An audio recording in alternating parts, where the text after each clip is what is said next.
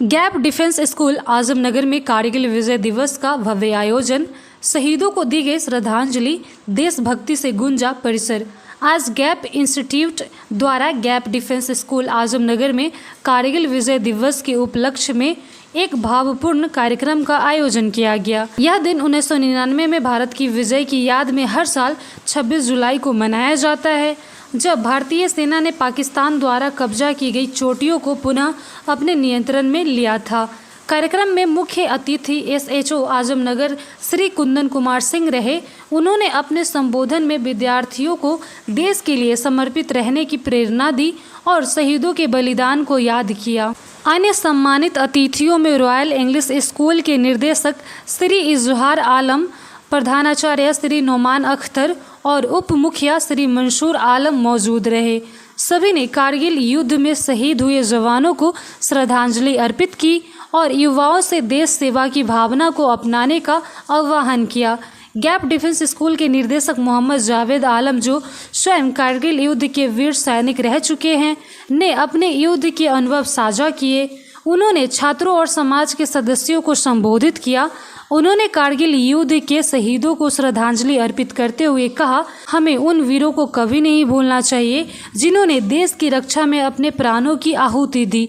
कारगिल में हमारी जीत न केवल सैन्य सफलता थी, बल्कि यह हमारी एकता और साहस का प्रतीक भी है। मोहम्मद जावेद आलम ने यह भी साझा किया कि उनके भाई और ससुर भी इस अभियान का हिस्सा थे, जिससे यह कार्यक्रम और भी भावनात्मक हो गया।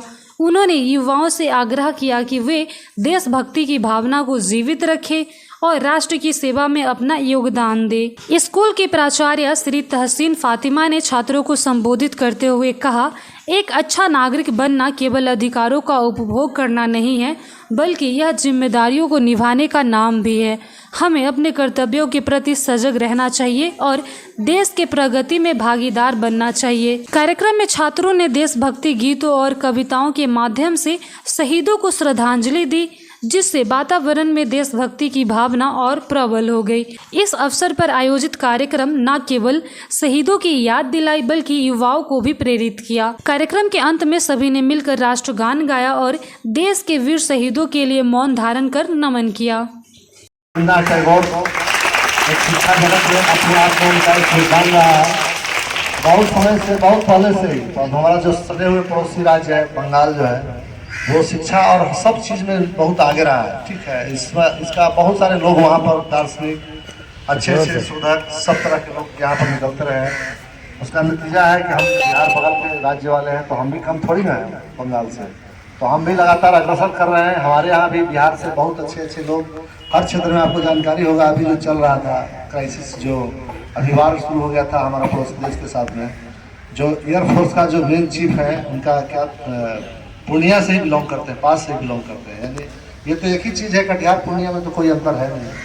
तो आप मान सकते हैं एक मतलब जो है कि आज के युद्ध में सबसे महत्वपूर्ण हो गया आप जो है एयरफोर्स का, चूँकि टेक्नोलॉजी का ज़माना हो गया है। अब जो है कि डिफेंस का 3 पार्ट है, जैसे हम आर्मी, नेवी, एयरफोर्स। एक ज़माने में आर्मी का बहुत ज़्यादा जो है कि जोर शोर था, लेकिन समय बदलते ही सब एजुकेशन ट्रेंड भी बदल गया है। अब पहले क्या होता था, हम लोग पढ़ते थे, किताब पढ़ते थे, किताब से लिखते थे, सब चीज़ अलग अलग तरह का था, उतना टेक्नोलॉजी नहीं था। आज इतना जो है फास्ट हो गया, पेपरलेस होते जा रहा है सारा एजुकेशन। आज हमारे डिपार्टमेंट में भी हम लोग ऑफिस में काम करें, लगातार उस पर वर्कआउट रहा, पेपरलेस होते जा रहा है। ठीक है, तो हम लोग सारा कंप्यूटर का जो है कि मतलब ले रहे हैं, प्रशिक्षण ले रहे हैं हम लोग, क्योंकि हम लोग तो किताब से पढ़े।